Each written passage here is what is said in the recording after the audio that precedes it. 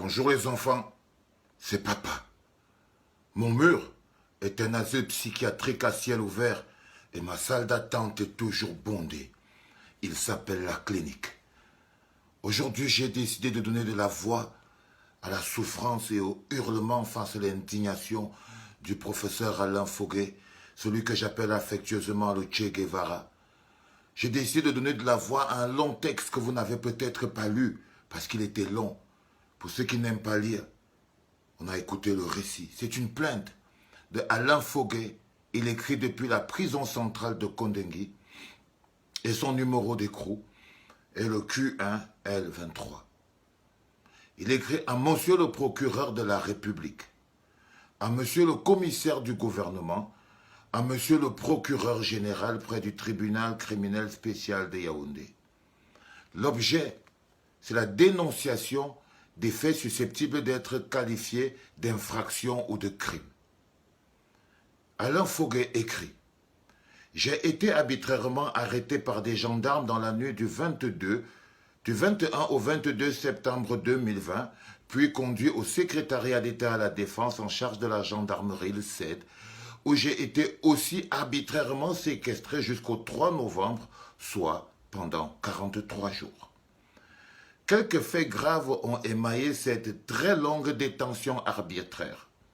Fait numéro 1. Traitement cruel, inhumain et dégradant. Dans la nuit du 21 au 22 septembre 2020, devant la résidence du professeur Maurice Kamto au quartier Santa Barbara, alors que sous le commandement des commissaires divisionnaires Nga Didier, responsable régional du centre de la délégation générale à la Sûreté nationale des GSN, et Thierry Medou, commissaire central numéro 1 et du commissaire du 6e arrondissement de la ville de Yaoundé, les éléments de la police nationale arrêtaient des personnes. J'ai été témoin des traitements cruels, inhumains et dégradants. La scène était insoutenable, d'autant plus que les personnes arrêtées ne se défendaient pas et ne constituaient aucune menace pour les nombreux policiers qui venaient de les arrêter. Devant moi, en violation de l'article 30 du Code de procédure pénale sur l'arrestation et précisément les alinéas 2 et 4. Sous les ordres de ces responsables, j'ai assisté à la casse humaine. Alors que des personnes arrêtées étaient même déjà dans des véhicules de la police pour une destination inconnue de moi, j'ai vu des policiers taper sans discernement, des coups de crosse, des coups de poing et de matraque sur les têtes, les côtes, sur tout le corps, avec en prime des insultes incompatibles avec leur mission républicaine. Après 2 mois de séquestration au CED, j'ai été placé sous mandat de dépôt à la prison centrale de Kondengui, où j'ai retrouvé certains de ces malheureux dans un état physique et moral pitoyable. L'un d'eux a d'ailleurs été transféré par les services pénitentiaires à l'hôpital où il a séjourné plus de 3 semaines tellement il avait été torturé. Plusieurs de ces malheureux pourraient être eux-mêmes vous décrire leur calvaire si vous jugez nécessaire de les entendre. Fait numéro 2. Les services centrales de recherche judiciaire SCRJ du secrétariat d'État à la Défense en charge de la gendarmerie 7, un centre officiel de torture, de traitement cruel, inhumain et dégradant des citoyens. J'ai été déporté sans aucune base légale du groupement territorial de gendarmerie du Fundi, où pourtant je devais être entendu en enquête de flagrance au SCRJ et au CED. Y étant, je n'ai pas été torturé physiquement, mais moralement. Le commandant du SCRJ et ses hommes m'ont infligé de terribles sévices. En effet, j'ai été placé en total isolement, sans contact avec d'autres personnes, sans possibilité de lire, de regarder la télévision, d'écouter la radio, de lire les journaux, d'écrire, de parler. 23h55 sur 24 heures pendant 43 jours. On est au Cameroun. On ne me sortait de ma cellule que pour récupérer mon repas. Même mes avocats ont eu tout le mal du monde pour me rencontrer. Suite à ces traitements, je suis tombé malade. L'on m'a conduit au centre de santé de la gendarmerie du camp Yayap, où le lieutenant-colonel médecin Bengonoma consulté, prescrit des médicaments, mais fait comprendre qu'il faut l'autorisation de la hiérarchie pour mettre à ma disposition mes propres documents médicaux. J'ai demandé en vain à voir mon médecin personnel, ce qui m'a été refusé. Lors de ma séquestration au SCRJ, en totale violation de l'article 122 alinéa 2, à plusieurs reprises, mes enquêteurs ont tenté de m'arracher des signatures. Des tortures, des traitements cruels, inhumains et dégradants de mes compagnons d'infortune étaient notre pain quotidien. Le 23 septembre 2020, aux environs de 12 heures, je suis extrait de ma cellule pour une petite cour située à l'arrière du SCRJ pour le bain de soleil. À peine arrivé dans la cour, je découvre que plusieurs militants du Mouvement pour la Renaissance du Cameroun MRC et de simples citoyens arrêtés avant le 21 septembre 2020 s'y trouvent. À peine m'ont-ils reconnu que certains ont éclaté en sanglots. Dans cette terrible ambiance, je constate que plusieurs de ces personnes présentes, pourtant de solides gaillards, rampent à quatre pattes. Elles m'expliquent, en me présentant des plantes de leurs pieds, abîmées par des coups répétés de machettes de leurs bourreaux, leurs calvaires. Pour certains, les dos sont abîmés à cause des coups reçus. Les blessures sont encore fraîches et saignantes. Le jeune Aubin, Intifilia, est, de par son récit et de par son état physique, le symbole de l'horreur vécue entre les mains des hommes du commandant Dieudonné Bialo. Son récit fait froid dans le dos. En plus de la plante des pieds, de son dos en piteux état, au niveau de ses poignets, sa peau est déchirée par des traces de menottes, dit-il expressément et cruellement serré par ses enquêteurs. Il raconte qu'il a été menotté au poignet contre cheville, accroché à une fourche avant d'être tabassé jusqu'à perdre du sang par son anus avant de s'évanouir. Qu'il sera réanimé avant de subir l'opération de noyade. Dans cette terrible torture, l'enquêteur qui tenait à ce qu'il déclare qu'il a été payé pour militer au MRC et donc pour s'investir dans la marche du 22 septembre l'a fait coucher, a enfoui sa tête dans un sac plastique qu'il a ensuite rempli d'eau. On est au Cameroun. Après cette opération, ses bourreaux lui ont versé de l'eau dans les narines. Ces enquêteurs du SCRJ, appuyés par moments par les collègues du service des antigangs de la gendarmerie, lui déclarent ne pas comprendre ce que lui, un nordiste, fait avec les Bamileke.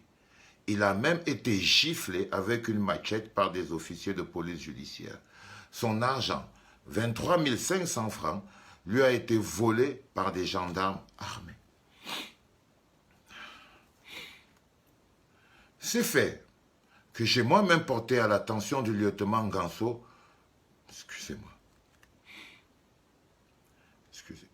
C'est fait que j'ai moi-même porté à l'attention du lieutenant Ganso, Pulse, puis du commandant Dieudonné Bialo devant témoins n'ont jamais donné lieu à l'ouverture d'une enquête. Au contraire, ces deux officiers ont protégé leurs collaborateurs et ont plutôt pris des mesures de représailles contre l'infortuné. Plusieurs autres militants et citoyens qui ont subi ces traitements cruels, inhumains et dégradants au SCRJ peuvent témoigner. Systématiquement, toutes les personnes ainsi torturées physiquement ont été gardées et le plus longtemps possible au CED, en moyenne 45 jours, afin que leurs blessures, discrètement soignées au centre de santé du camp Yayap, se cicatrisent. Jamais ce centre de santé n'a voulu remettre aux blessés leurs documents médicaux. Jamais, malgré les demandes écrites, l'on n'a jamais accepté que les médecins de leur choix accèdent à eux. C'est pour tenter de dissimuler ces traitements cruels, inhumains et dégradants que les enquêteurs ont tout fait pour empêcher les familles, amis et même aux avocats de voir ces personnes. Néanmoins, afin de vous faire une idée de l'ampleur des tortures au CED, vous pourrez utilement faire saisir le cahier de liaison qui accompagne les gardés à vue au centre de santé de la gendarmerie nationale situé au camp Yayap. Fait numéro 3. Gargantuesque chantier dénommé Camp Total 2019. Le gargantuesque... Seigneur Dieu. Un gargantuesque chantier dénommé Can Total 2019 qui appartiendrait à un fonctionnaire de l'État en cours de construction dans la localité de Niom, banlieue de Yaoundé. Pendant ma séquestration au SCRJ, au CED, des personnes m'ont confié qu'elles ont été dans une cellule commune avec un certain Koumou, ouvrier de base sur un chantier gargantuesque situé à Niom, dans la banlieue de Yaoundé. Ces personnes qui étaient retenues pour avoir volé des disjoncteurs d'une valeur de 30 millions de francs CFA sur ce fameux chantier et a passé plus de temps légal pour une garde à vue en fin septembre et octobre 2020. J'ignore si finalement les OPJ du SCRJ vous ont déféré le dénommé Koumou dans cette procédure de vol allégué de disjoncteurs d'une valeur de 30 millions de francs. En tout état de cause, au moins, la main courante de ce service pourra établir qu'il a bien été gardé à vue au CED et au SCRJ. Des personnes qui m'ont relaté les faits sont prêtes à en témoigner. Selon les indiscrétions recueillies, ces chantiers sans précédent au Cameroun, dont on dit que les populations du coin ont baptisé Can Total 2019, est en réalité un Europa Park ou un Disneyland à la camerounaise. Ce méga complexe dont on apprend que seuls les murs d'enceinte renseignent les passants sur son importance serait connu des populations de Yaoundé et des environs qui y viennent en pèlerinage. Il serait gardé par des éléments de la police nationale et plus précisément ceux du GSO et s'étendrait sur des superficies impressionnantes, comprendrait 4 hôtels, un héliport, des restaurants, des bateaux de plaisance, des étangs à crocodiles, un pâturage et divers parcs d'attractions et des zoos, etc. Le fameux chantier serait géré par des entreprises étrangères. Au-delà de ce descriptif non exhaustif, ce qui m'amène à faire cette dénonciation, c'est qu'il ressort de mes confidences que ce gargantuesque chantier de Niom appartiendrait à un fonctionnaire de l'État du Cameroun encore en activité. C'est pourquoi, afin d'éviter à la justice d'ouvrir plus tard un énième procès pour un éventuel détournement des milliards du contribuable, j'ai fait cette dénonciation afin que vous examiniez, preniez la décision d'ouvrir une enquête sur les faits ci-dessous. Copié à la Commission des Nations Unies pour les droits de l'homme, à l'UA, au CNDH, à la présidence de la République, au Premier ministre, au secrétaire général de la présidence de la République, au Minjustice, au MINDEF, au CEL, au DGSN, au DGR, au procureur général, auprès de la Cour d'appel du Centre, à la NIF, à la CONAC, au CONSUPE, au CEMIL, au chef du SCRJ, au chef de la PJ, aux organisations de la société civile, aux médias, contribuables camerounais et au peuple camerounais.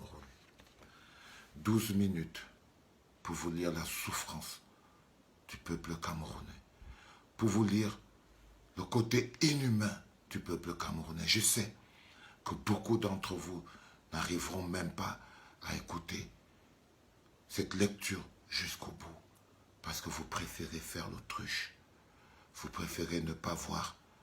Mais la vérité, c'est comme les fesses, obligé de s'asseoir avec. On ne peut pas cacher éternellement un cadavre, même l'odeur, finir par attirer l'attention et vous empêcher de dormir. Si vous arrivez à dormir, c'était papa.